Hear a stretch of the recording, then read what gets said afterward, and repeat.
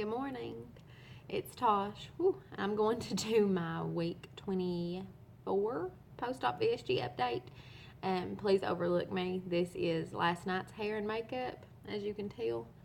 Um, I meant to film this last night, and I went to bed. So I'm going to try to do it first thing this morning. It's still early, and I'm just trying to get my day started. But I'll jump in with stats. Sorry, I think I'm getting a little bit of a cold or something. I had vertical sleeve gastrectomy on September 12th, 2016 at Pikeville Medical Center in Pikeville, Kentucky with Dr. Amy Johnson. My highest weight ever was 341 pounds. Day of surgery, I weighed 315. Last week, I think I weighed in at 350. No, that's not true. 250.6. And this week I was 247.6. So I'm finally out of the 250s after what seems like forever. And that's a weekly loss of 3 pounds, and I'm happy with it. Of course, you always want more, but compared to the 0.4 pound loss I had the week before this, I will definitely take it. I'm very excited. I'm trying to think what all to go over. I am, like I said, out of the 250s, and I've been looking forward to that for a long time. I'm officially closer to 200 than I am 300, so that's pretty cool. I didn't exercise a lot this week, not as much as I had been, just due to some life things. My best friend had her baby this week, and I had been at the hospital one night, and I had, which I'm going to talk about in a little bit, I had gotten a tattoo this week, and it was really, really sore. So the next night I did not go work out like I would have without it. But I still had a good loss, and I feel good about it. I'm hoping to go back to my exercise class tonight, actually, as long as everything still feels okay. Okay, acid reflux. It's something I wanted to talk about for sure.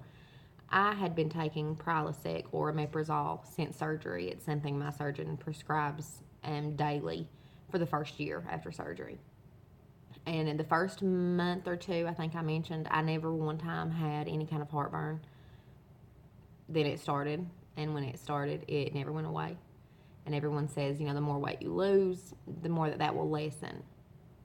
It's not lessened. I thought it did. For about a week, I thought it did, and I tried to get away without taking my medicine just to see. And for a couple of days, I was fine. But I've noticed this week especially, it's gotten worse. I've not really been eating anything spicier, nothing that could really cause it more. But I had to start taking that medicine again for sure, and continue to take something. If not that, I've taken like a Zantac, or I've had to chew on some Tums, or just anything to try to combat that heartburn. It's not as bad as it was, 3 months out, but it's definitely gotten worse than it had been in the last couple weeks. So I think I'm going to have to be on that medicine for a little while longer. I did have a bunch of lab work done for my 6-month appointment that's coming up in like a week and a half. I was going to go over a lot of those labs, but I'm going to wait until I do my 6-month update, because that's a lot to cover. I will say that my labs were better than I anticipated, all but a couple, and there was no like big red flags. But again, that's a lot to cover, so I'm going to go over that in like my 6-month video. Also, if you all watched my last video, I mentioned I had like a positive ovulation test on my own, and that was such a big deal for me.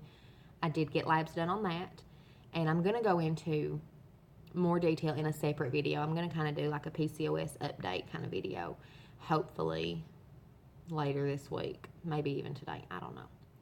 But I'll go over all that in that video as well. My labs were not as good as I anticipated, and I kind of mentioned last time that I expected that. I expected to have a lower number. It does not change how I feel. I feel like I know my body to an extent, and I still wholeheartedly believe that I ovulated, and my labs do show that. They do, but it is a lower number than what I had wanted. That being said, again, I'll go into more detail about that because there's a lot to cover there too. Bathing suits. Okay, NSV. I ordered some bathing suits online for my vacation that is coming up in less than 2 weeks now to Universal Studios. I'm so excited. I really, really, really needed a new bathing suit. All the ones I had were way too big.